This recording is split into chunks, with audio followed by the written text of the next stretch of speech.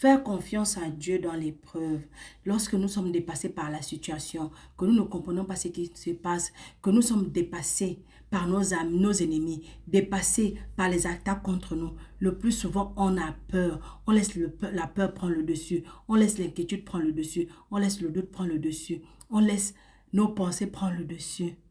Pourtant, Psaume 37, verset 5 nous dit: recommande ton sort à l'Éternel, mets en lui ta confiance, il agira. C'est vraiment quelque chose que tu dois savoir, que Dieu agit. Et Dieu agit que lorsque tu mets en lui ta confiance. C'est pourquoi, lorsque nous passons par des épreuves, il est facile de paniquer et de laisser nos sentiments prendre le dessus. Cela peut se manifester par une révolte contre Dieu. On peut se dire: Dieu ne m'a pas répondu, pourquoi j'ai encore servi Dieu? Comme quelqu'un m'a écrit la dernière fois, il dit: je n'aime pas votre Dieu là. Parce qu'il a vu les choses se passer, il a vu les gens me faire des trucs et il n'a rien fait. C'est pourquoi je n'aime plus Dieu. C'est ça que la peur, le doute, la rancœur, la rancune nous permet de faire. Donc on refuse Dieu, on se révolte contre Dieu, on se révolte contre nous-mêmes parce qu'on se donne la faute, on se révolte contre les autres parce qu'on accuse les autres. Parce qu'on accuse les autres. Donc, quand tu fais ça, tu sors d'une position de foi nécessaire à la délivrance et tu rentres dans une position où tu fais comme si ton problème est beaucoup plus grand que le Dieu Tout-Puissant qui se manifeste dans ta vie. Donc, lorsque la tempête arrive, ne panique pas. Garde le calme. Garde ton calme. Parce que lorsque tu paniques, c'est là que tu fais les erreurs. C'est là que tu fais les fautes. Et c'est là que l'ennemi peut encore mieux te gagner. Mais si tu restes dans le calme, si tu restes dans la paix, c'est là que Dieu agit. Parce que c'est dans une attitude confiante, dans une attitude sereine que Dieu agit. Donc lorsque, aussi longtemps que tu laisseras tes sentiments, ce que tu ressens, tes peurs, tes doutes, te dépasser, tu resteras un chrétien immature. Et Dieu ne pourra pas agir dans ta vie. Beaucoup de gens tournent beaucoup autour de leurs problèmes dans le désert. Ce n'est pas parce que Dieu ne les aime pas. C'est tout simplement parce qu'ils se font guider par leurs émotions. Ils se font guider par la peur, par le doute, par l'inquiétude. C'est la même chose qui s'est passée avec le peuple d'Israël dans le désert. Ils ont tourné 40 ans dans le désert. Ce n'est pas parce que Dieu ne les aimait pas. Dieu avait un plan pour eux. Mais ils ne voulaient pas suivre le plan de Dieu parce qu'ils étaient dans la peur, dans le doute, dans l'inquiétude et dans les angoisses inutiles.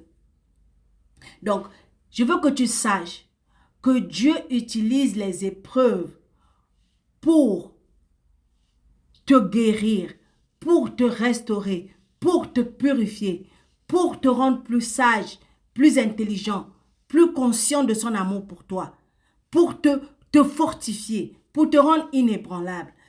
Les épreuves ne sont pas là pour te tuer, c'est pour te changer. Donc arrête de penser que Dieu est là pour te tuer, que ce que tu es en train de traverser va te tuer. Ça ne va pas te tuer, ça va te rendre plus fort. Et ça va te rendre plus fort. Et quand tu vas sortir de là, Dieu va t'enlever d'un niveau pour t'amener à un autre niveau. C'est pourquoi Dieu dit de garder le silence devant lui. Lorsque nos ennemis sont plus forts que nous, lorsque les problèmes arrivent, car il sait qu'il est facile de devenir négatif et de dire nos problèmes, de raconter nos problèmes, plus que la solution. Quelqu'un disait, au lieu de dire à tes problèmes combien ils sont grands, au lieu de dire à Dieu comment tes problèmes sont grands, dis à tes problèmes combien ton Dieu est grand. C'est très important. Si tu es dans le chômage, tu dis, au nom de Jésus, j'aurai mon travail. Parce que c'est le plan de Dieu pour moi. Dieu n'aime pas les gens qui ne travaillent pas. Dieu n'aime pas les paresseux. Si tu n'es pas marié, tu dis, au nom de Jésus, mon mari arrive parce que c'est le plan de Dieu pour ma vie. Si tu n'as pas les enfants, tu dis, au nom de Jésus, moi, je vais avoir mes propres enfants parce que Dieu ne m'a pas créé pour être stérile. Parle au problème de ton Dieu parce que ton Dieu est capable de faire pour toi au-delà de tout ce que tu peux penser et imaginer. C'est pourquoi il dit de garder le silence pour ne pas te détourner de lui. Parce que le jour que tu te détournes de Dieu, que tu regardes tes problèmes plus que Dieu, l'ennemi va t'écraser. L'ennemi va t'écraser. Garde à l'esprit que cette chose mauvaise que tu es en train de faire, par exemple si tu es en train de fumer, tu fumes le chanvre, tu te drogues, tu bois beaucoup, tu te prostitues, peu importe le problème que tu as, que tu penses que ça va partir, même ça aussi, garde à l'esprit que Dieu va te délivrer. Mais si tu gardes la paix et que tu restes dans l'attente, si tu mets tout entre ses mains et que tu restes dans la paix, Dieu va te délivrer. Parce que Satan il ne dort pas. Il est là pour chercher comment te nuire. Il va te mettre la pression. Il va te mettre la pression. Il va t'amener à perdre ton sang-froid. Il va t'amener à t'énerver. Il va t'amener à te révolter contre Dieu. Ou à confesser l'échec. C'est sa tactique préférée. C'est pourquoi 1 Pierre chapitre 5 verset 8 nous dit: je vous laisse ma paix. Ça c'est Jésus qui dit. Je vous laisse ma paix. Je vous donne ma paix. Je ne vous la donne pas comme le monde donne. Que votre cœur ne se trouble pas et ne se laisse pas effrayer. Donc, que ton cœur ne se trouble pas, donc que ton cœur ne panique pas et que ton cœur ne se laisse pas effrayer. Donc, peu importe le problème, peu importe l'ennemi, peu importe ce qui se tient devant toi, reste dans la paix.